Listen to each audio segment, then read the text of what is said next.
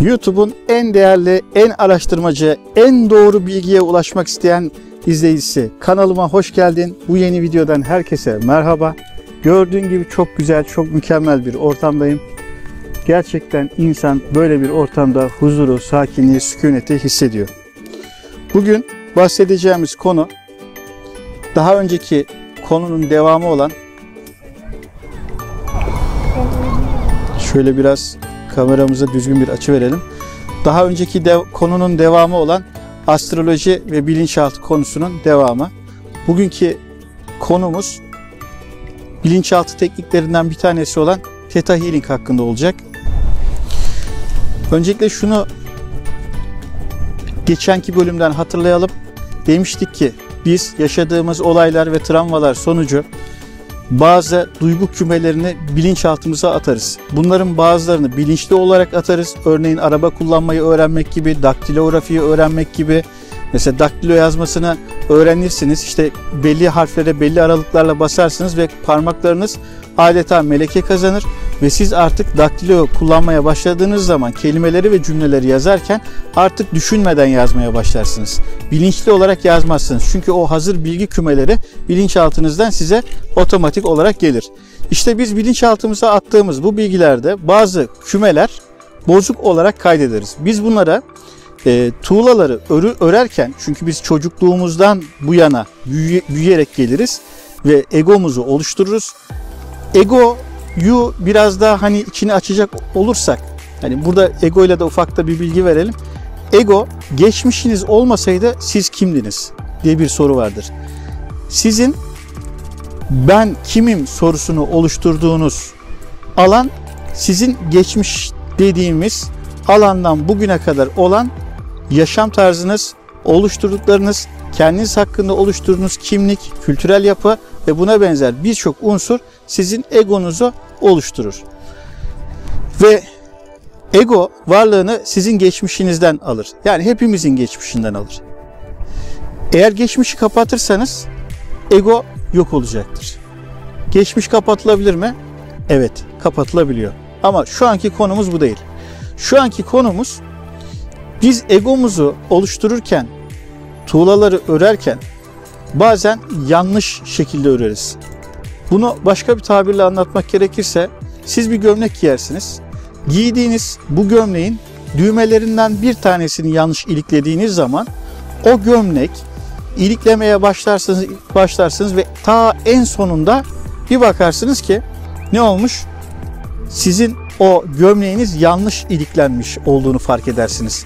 Ve sizin bu gömleği iliklemelerini düzeltmek istediğiniz zaman ne yapmanız lazım? Tekrar başından itibaren o düğmeleri açmanız gerekiyor. İşte Theta Healing'de de bu şekilde bilinçaltı kazması denilen bir yöntem vardır. Ve bunun daha gelişmiş yöntemlerine derin kazma falan deniliyor.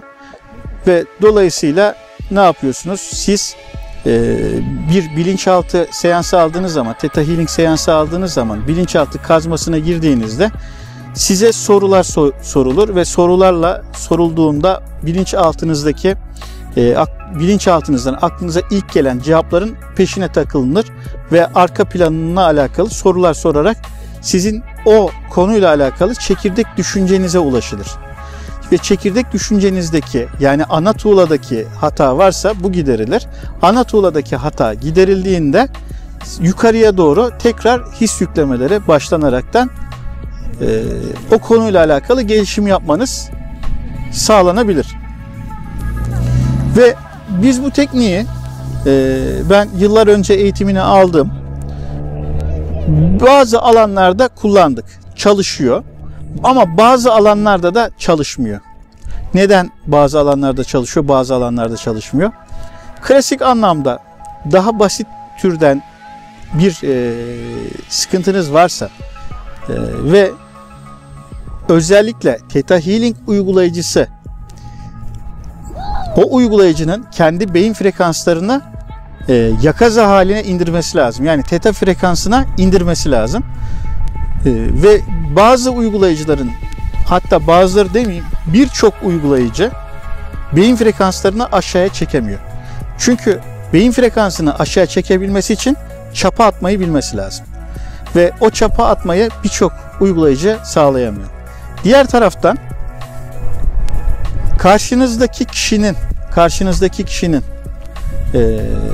o alanda gerçekten bilinç düzeyinde de hayatında bakış açısıyla alakalı güncellemeler yapmadığınız zaman Theta Healing ile değiştirseniz dahi o konuyu bir hafta sonra, 3-5 gün sonra tekrar nüfuz edebiliyor. Çünkü kişi bilinç düzeyinde aynı düşünceyi ürettiği için aynı durumu tekrar yaşıyor. Bundan dolayı da biz yaptığımız denemeler ve deneyimlemeler sonucu Theta Healing'in belli bir noktaya kadar faydası olduğunu, ancak belli bir noktadan sonra yeterli olmadığını fark ettik. Özellikle kişinin bu derin kazma esnasında ya da kazma esnasında o tuğlaları tek tek söküp yerinden tek tek birleştirmeniz, o düğmeleri tek tek kaldırıp tekrar düzelmeniz. Çünkü karşınızda koca bir hayat var ve bu koca bir hayatı böyle bir seansta, 2 seansta, 3 seansta, 5 seansta ve uzun uzadıya gidiyor ve bu gerçekten bir noktadan sonra böyle içinden çıkılamaz bir hal alabiliyor. Tabii böyle olunca biz bunu daha iyi ne yapabiliriz diye düşünerekten bu alanda farklı eğitimler de aldım. Ve bunlardan bir tanesi de Access Bars idi. Ama bu videoda genellikle Theta Healing'e değinmek istedim. Access Bars'ta ise şunu fark ettik. Access Bars'ta bir kişiyi yattığı pozisyonda ya da uzandığı pozisyonda kafasındaki belli noktalara dokunarak o alandaki düşünce kümeleri, yani o alandaki derken yine bilinçaltındaki düşünce kümeleriyle alakalı durumları tespit ederek ya da o alandaki otomatik ürettiği düşünceleri tespit ederek onların yıkıp yaratımlarını iptal etmek suretiyle yapılan bir çalışma. Bu konuyla Access Bars'ta Theta Healing'i tam bu alanda birleştirmeyi başardım. Ne yaptım? Theta Healing'deki o kazma esnasında yakalanabilen düşünceleri, zaten belli başlı standartları var bunların.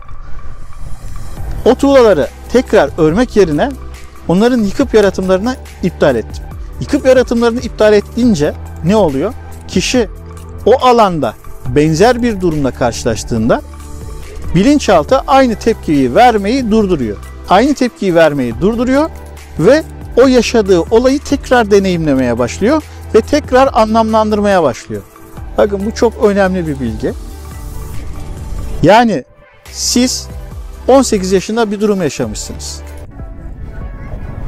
Ve bu yaşadığınız durum, ne bileyim işte cinsel taciz olabilir, annenizin sizi suçlaması olabilir, bir arkadaşınızın size çamur atması olabilir, işte geçirdiğiniz bir trafik kazası, travması olabilir ya da işte buna benzer bir durum yaşamışsınızdır ve o dönemde o yaşadığınız durumu ve sıkıntıyı doğru anlamlandıramamışsınızdır.